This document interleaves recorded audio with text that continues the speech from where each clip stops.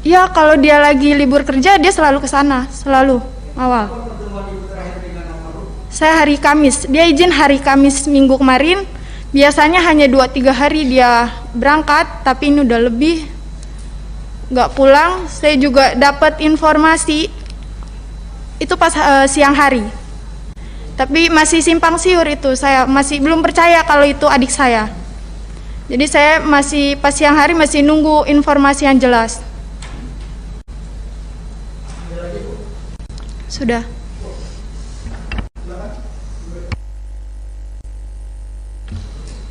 Iya Pak.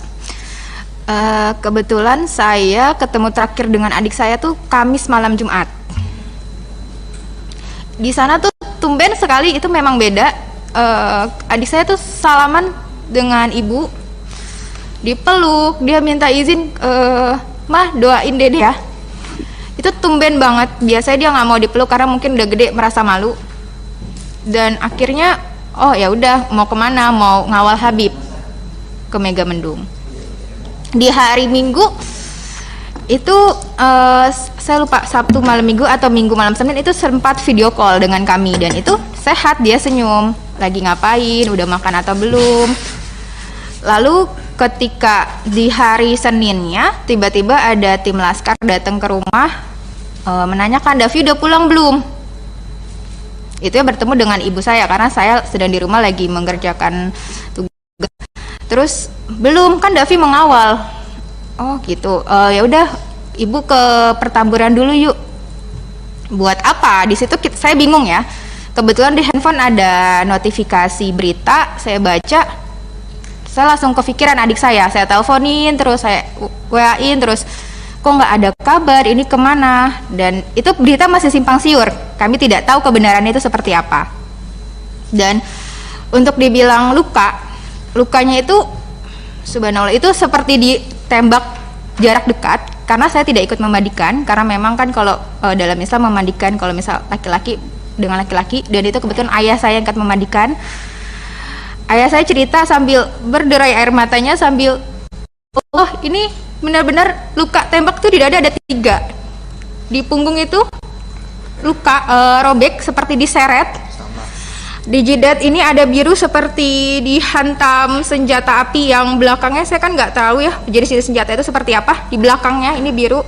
Tapi alhamdulillahnya muka adik saya itu bersih karena mungkin tidak dipukul di muka, hanya dihantam di badannya 3, di belakangnya itu robek, sampai dikafankan pun darahnya masih mengucur. Subhanallah, itu buat kami sangat luar biasa ya. Itu benar-benar seperti pembantaian, yang berarti kan seperti tidak ada perlawanan di sana. Jadi seperti yang diberitakan itu kan bohong. Itu yang membuat kami, ya Allah, ini saya udah nggak bisa berkata-kata lagi. Itu aja Bu? Ya. Selanjutnya keluarga Lutfi, silakan Pak. Ya Pak.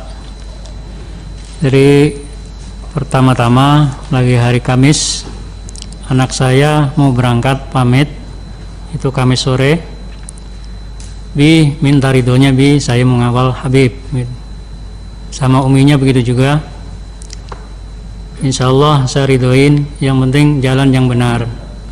Anak saya juga nggak pernah membawa senjata apapun, pisau aja nggak pernah, apalagi pistol Pak.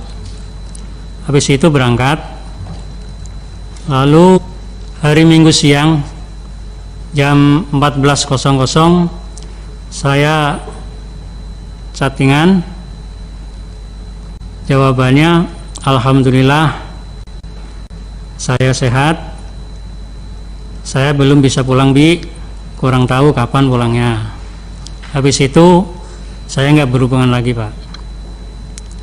Tahu-tahu hari Senin kira-kira jam 3 sore itu ada kabar dari tetangga ke rumah bahwa di berita media sosial maupun TV Pak, itu anak saya termasuk yang diculik Pak. Karena apa diculik? Karena saya melihat sendiri pas dimandikan, menyaksikan itu kayak disiksa di punggungnya sini nih kayak geseng, Pak. Terus mohon maaf, kemaluannya itu bekas diinjak dan pipis bengkak biru dan tangannya sini terkelupas. Dan juga tembakannya itu dari jarak dekat 4 lubang sini, Pak. Nembus ke belakang semua, Pak. Nauzubillah summa nauzubillah.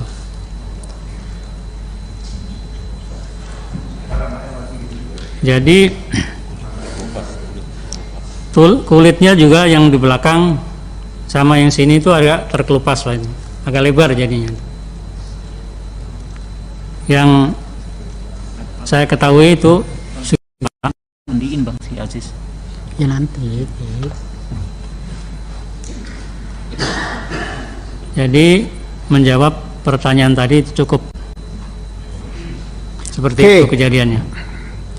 Selanjutnya kiri saya, siapa yang mau bertanya? Pak Adang atau siapa? Wah, itu sisi kanan saya. Oke. Kalau PKS satu aja, Pak. Ya, kalau Bapak bertanya, Sentoso. Oke, silakan Pak Sentoso. Terima kasih. Assalamualaikum warahmatullahi wabarakatuh.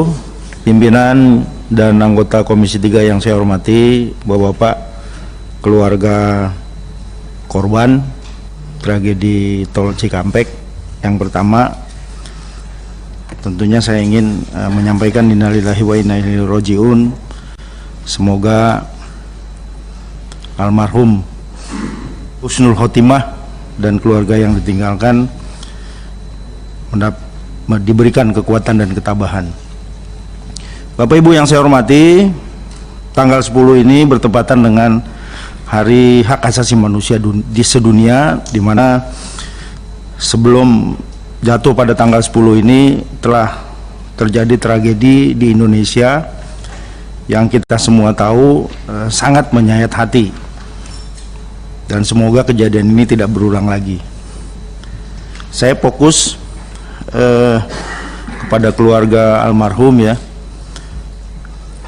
Setelah kejadian itu dan almarhum sudah dimakamkan, apakah barang-barang milik almarhum, mungkin termasuk HP-nya atau apa, dikembalikan oleh pihak aparat kepada pihak keluarga? Ini sangat penting, mungkin nanti bisa menjadi pembuktian pada saat proses-proses ini berjalan gitu. Kemudian yang berikutnya, saya ingin menanyakan juga, apakah pihak keluarga atas kejadian ini merasa terancam gitu, atau ada yang mengancam gitu? Karena menurut saya penting juga gitu, karena jangan sampai keluarga bapak ibu sudah menjadi korban, tapi ibu juga terancam, terintimidasi atas musibah ini, sehingga bapak ibu tidak bisa menceritakan, tidak bisa menjelaskan apa-apa yang menjadi korban ya dari pihak keluarga ibu. Saya kira itu pimpinan dari saya, terima kasih. Pertanyaan Saudara Sentoso.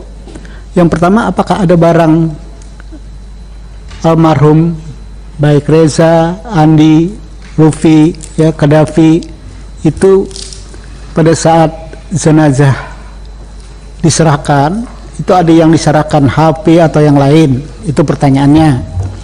Yang kedua, ya, apakah ada ancaman-ancaman terhadap keluarga korban, ya, agar tidak bersaksi atau tidak ini, tidak menuntut dan macam-macam? Ada nggak itu? Itu kan so.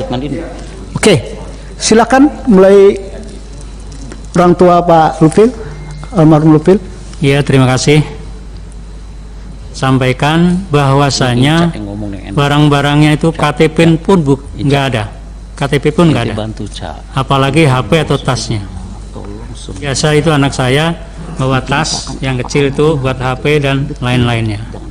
Jadi KTP pun enggak, atau pakaian juga enggak.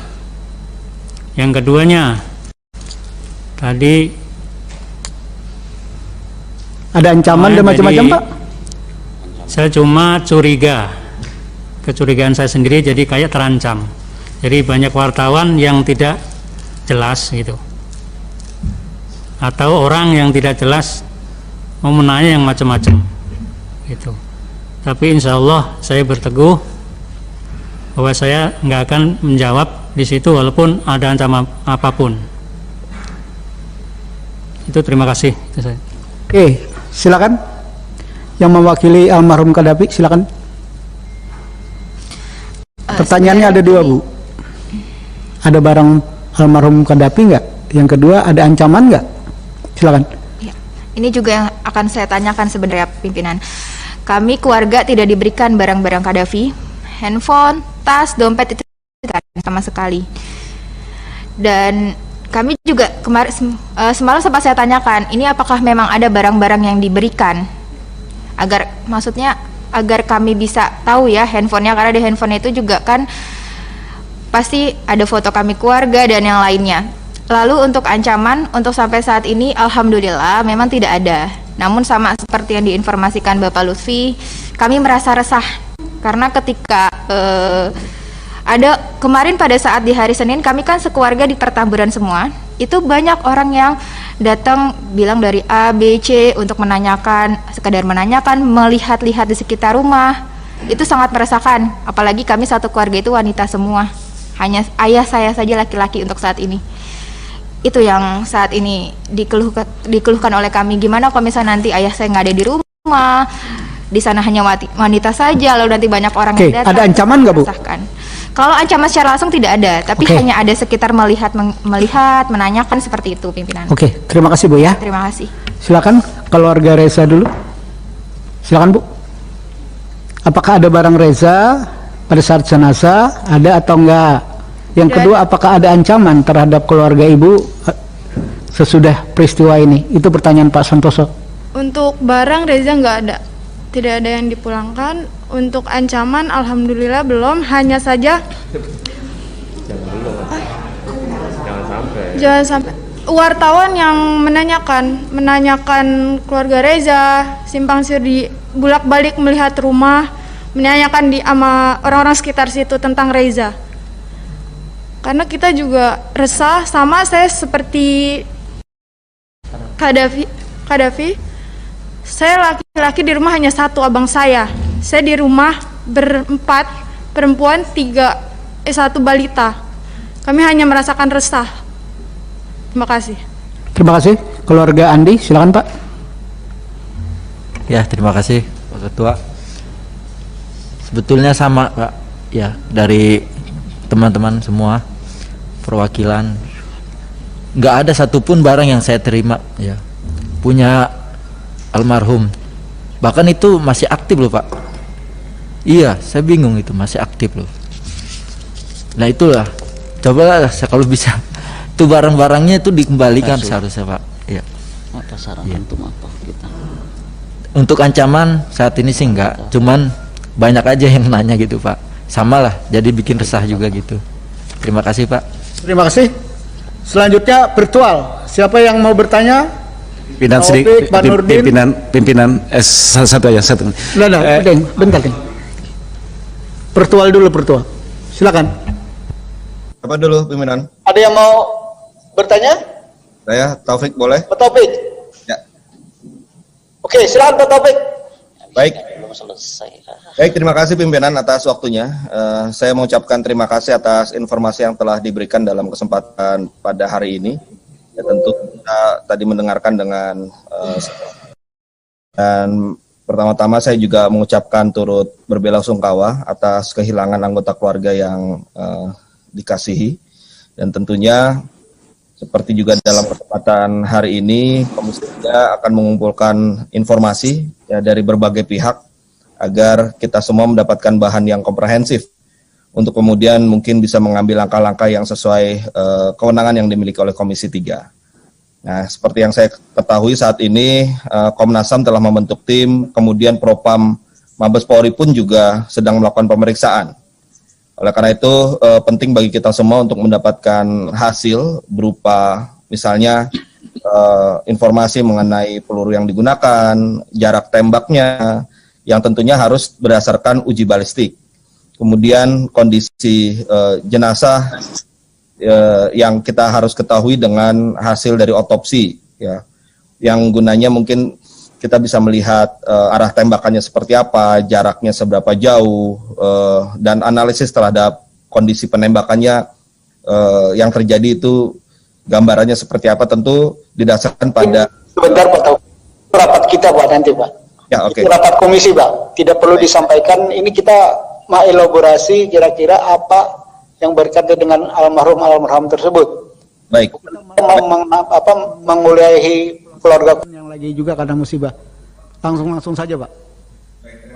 Pimpinan. Jadi karena itu titik tekan saya adalah pada soal informasi. Nah, pertanyaan saya adalah apakah dari keluarga korban sudah ada penjelasan khusus yang diberikan oleh kepolisian? Mungkin ada perwakilan dari kepolisian yang datang pada keluarga korban untuk menerangkan beberapa hal secara langsung, atau kalaupun belum ada, mungkin karena kondisinya masih tegang seperti ini atau masih terlalu dekat waktunya, saya juga menyarankan pada keluarga korban, mungkin juga dengan tim pendamping, di sini ada Bang Ahmad Midan dan kawan-kawan ya, untuk bisa membuka komunikasi juga dengan Propam Mabes Polri ya, untuk menanyakan hal-hal yang tadi sempat ditanyakan, bagaimana dengan barang-barang yang ada dimiliki oleh korban, kemudian apa saja tindak lanjut nanti dari Propam. Menurut saya komunikasi seperti ini pun juga tidak ada salahnya untuk dibuka antara keluarga korban dengan pihak Propam Mabes Polri. Demikian pimpinan, terima kasih.